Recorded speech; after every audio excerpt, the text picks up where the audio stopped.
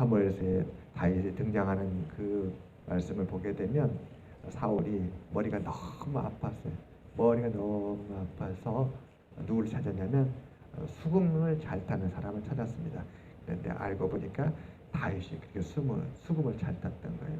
그래서 양들을 지킬 때 수금을 탔었습니다. 그래서 다윗을 불렀죠.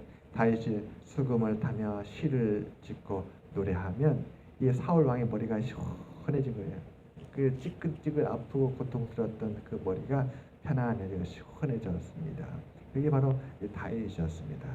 다윗은 평생 수많은 시를 지었는데 그 가운데 많은 시가 이 시편에 있습니다. 시편. 여러분, 다윗이 시를 지어서 얼마나 하나님께 영광이 되었는지 모릅니다. 우리가 성경의 66권을 보게 되면 시편은 아주 독특하지요. 다윗의 그 시 한 절 한 절이 우리의 마음에 심금을 울립니다. 사실 성경의 많은 부분은 역사의 이야기가 기록된 역사서가 많은 내용을 차지합니다. 역사서는 긴 시간 가지고 그 한 장 한 장 오랜 시간 읽어서 묵상해 나가야 됩니다. 그리고 거기에 여러 사건들이 나오기 때문에 그것은 오랜 시간을 두고 그 내용을 살펴야 돼요. 얼마나 힘들고 어려운지 모릅니다. 그런데 시라는 것은 함축되어 있잖아요.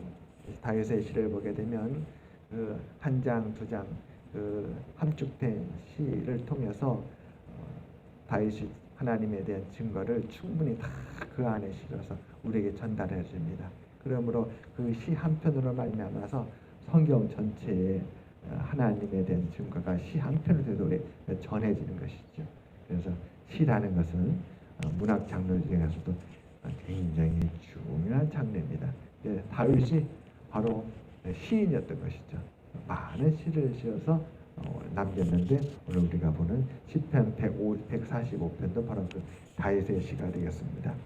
이 145편은 하나님을 향한 송축으로 시작해서 송축으로 마칩니다. 1절에 보게 되면 왕이신 나의 하나님이여 내가 주를 높이고 영원히 주의 이름을 송축하리이다.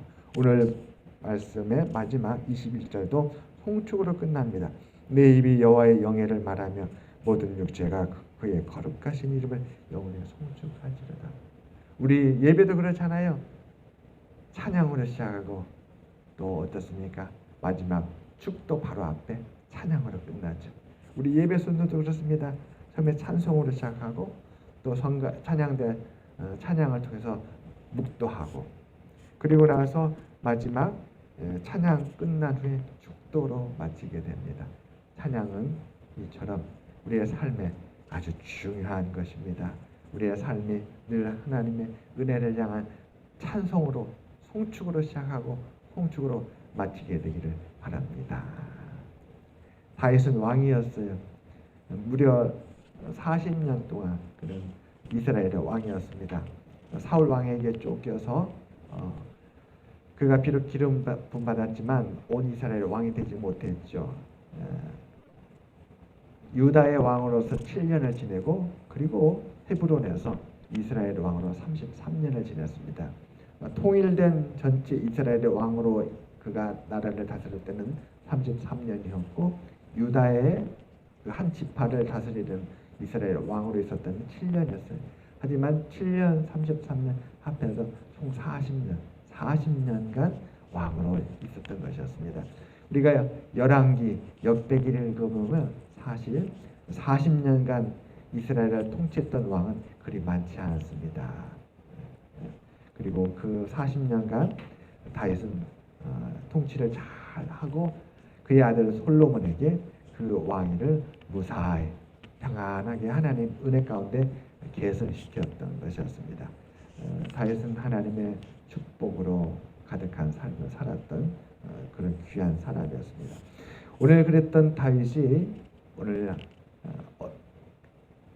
하나님의 나라에 대해서 주의 나라에 대해서 그가 고백을 합니다.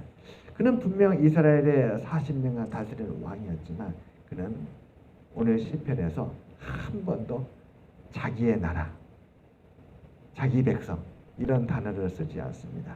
그는 왕이었지만 그는 이 시를 지으면서 하나님 앞에 이 시를 올려드리면서 하나님의 한 성도, 하나님 나라의 한 백성, 하나님의 신하, 하나님의 한 사람으로서 이 시를 우리에게 전해주고 있습니다. 우리 한번 같이 보겠습니다.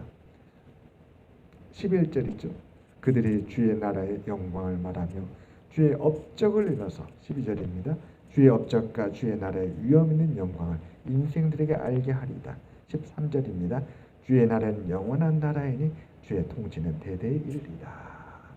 분명 그는 이스라엘의 다스리는 왕으로서 이스라엘 백성들은 다윗의 통치를 받았지만 그러나 다윗은 고백하는 것이죠. 이 나라는 나의 나라도 아니고 이 나라는 하나님의 나라다. 저 이스라엘 백성들은 자기의 백성이 아니라 바로 하나님의 백성이고 이 나라는 하나님 통치하시고 또 이 통치는 대대에 이른다. 그러니까 이스라엘이란 나라는 영원히 하나님께서 통치하시는 하나님의 나라다. 이렇게 고백을 하고 있는 것입니다. 그래요. 우리들도 우리 인생의 주인이 우리가 아니라 하나님인 줄 믿습니다. 아까 우리가 불렀던 찬송, 우리 내가 주인 삼은 모든 건 내려놓고, 그 가사 말도 그렇잖아요.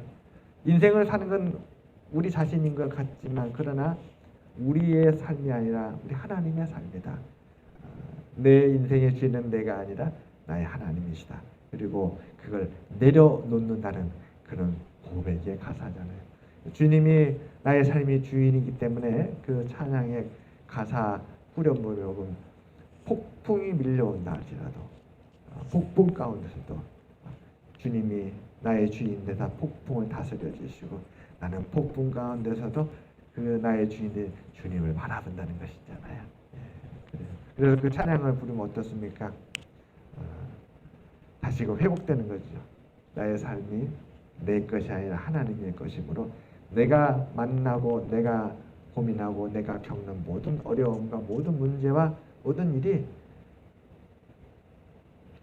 나에게 속한 것이 아니라 하나님께 속한 것을 다시 회복하는 것이죠. 내가 씨름하며 풀려고 하지만 하나님께서 이미 그 문제와 씨름하고 계시면 하나님이 풀 것이다. 이런 확신을 다시 갖게 됩니다. 여러분 오늘 14절부터 20절까지가 다 그런 내용입니다. 하나님이 다스리시고 하나님의 나라이기 때문에 하나님께서 백성의 이스라엘을 어떻게 은혜롭게 하였는지가 바로 14절부터 20절까지 기록되어 있는 것이죠. 여호와께서는 모든 넘어지는 자들을 붙드시며 비굴한 자들을 일으키시는도다.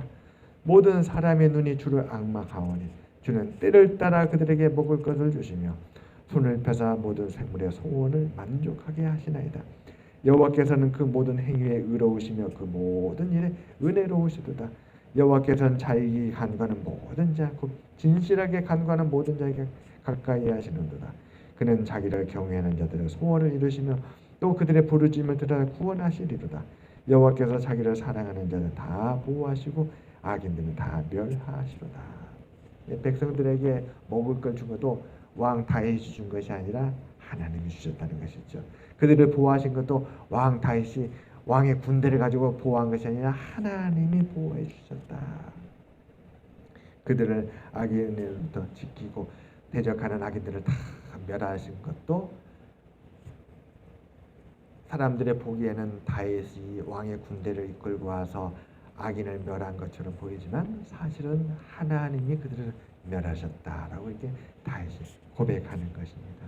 그래서 다윗이 노년에 지었던 이 시, 그가 마지막 시편의 마지막으로 기록된 그의 시, 그는 마지막으로 그의 삶을 돌아보면서 하나님을 영화롭게 하는 송축함으로 이 시를 마치고 있습니다. 우리들도 하나님을 송축하게 되기를 바랍니다. 우리가 다윗과 같은 일을 겪지요. 우리들도 우리를 넘어뜨리는 자는 만나기도 하고 또 우리가 줄인 자가 되기도 하고 그렇지만 우리가 하나님을 바라보면 하나님은 우리의 보호자가 되시고 피난처가 되시사 우리를 보호하여 주시고 우리의 줄인 배를 채워주시며 우리를 악인으로부터 보호하여 주시사 넘어진 우리를 다시 일으켜 주신다는 것입니다. 이 모든 것이 왕인 다윗의 업적이 아니라 주의 업적이고 왕 다윗의 영광이 아니라 하나님의 업적이고 바로 주께서 우리 인생을 통치하시고 이 나라를 다스리고 계신다는 증거였던 것이었습니다. 그래서 다윗은 하나님을 송축하지 않을 수 없었다. 우리도 힘들고 어렵더라도 믿음을 갖고 주님을 바라보면 잠시 후에 그렇게 거셌던 풍랑이 잠잠해지는 걸 보게 될 것입니다. 모든 문제들이 하나님의 은혜 가운데 다 해결되는 걸 볼 것입니다. 진실하게 하나님 앞에 간구할 때에 하나님은 진실한 성도들의 간구를 귀 기울여 들어주시고 가까이 해주신다고 하였습니다. 그래야 해서 하나님을 경외하는 자들의 그 소원을 하나님께 들어주시라 역사해 주십니다. 여러분 마음에 소원이 있습니까? 하나님께 아뢰시기를 바랍니다. 주께서 가까이 해주실 것입니다. 구하라 얻을 것이요 찾으라 찾을 것 두드리라 열릴 것이니라. 2024년 시편으로 시작했습니다. 시편은 하나님의 영광을 송축하는 찬양시입니다. 우리가 2024년을 시편을 통해서 찬양으로 시작했고 주의 영광을 송축하며 하나님께 모든 영광을 돌리는 시편을 통해서 우리가 믿음으로 은혜로 시작하였으므로 반드시 2024년은 찬송으로 영광으로 하나님의 은혜로 마칠 줄 믿습니다. 그 믿음으로 이번 한 주간 또 살아가시며 하나님을 바라보는 우리 모두가 되시기를 주님의 이름으로 축원합니다. 기도하겠습니다. 하나님 아버지여, 오늘 1월의 마지막